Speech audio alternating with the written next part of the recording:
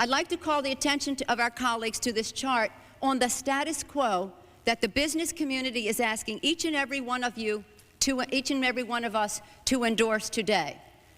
Right now we have a $34 billion trade deficit with China, the 1995 figure. It will be over $40 billion for 1996. Since the Tiananmen Square massacre, this figure has increased 1,000%, from $3.5 billion then to about $34 billion now.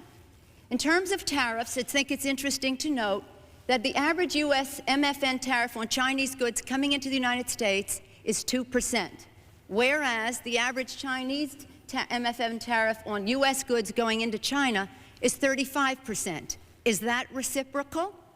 On exports, China only allows certain industries into China, of U.S. Industries into China, and therefore only 2% of U.S. exports are allowed into China. On the other hand, the U.S. allows China to flood our markets with a third of their exports, and that'll probably go over 40%, and it's limitless because we have not placed any restriction. In terms of jobs, this is the biggest and cruelest hoax of all. Not only do we not have market access, not only do they have prohibitive tariffs, not only are our exports not let in very specifically, but China benefits with at least 10 million jobs from U.S.-China trade. The President, in his statement requesting this special waiver, said that China trade supports 170,000 jobs in the United States, 170,000 jobs, whereas our imports from China support 10 million jobs at least. Please, yeah.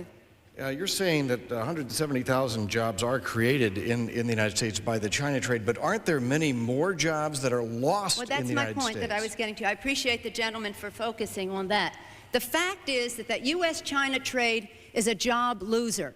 And one of the reasons that it is because well, first let me just make another point, and that is that our colleagues on the other side of this issue will say that trade with China, exports to China have increased 3 times in the last 10 years. They have. But they fail to mention that imports from China have increased 11 times, thereby leading to this huge trade deficit.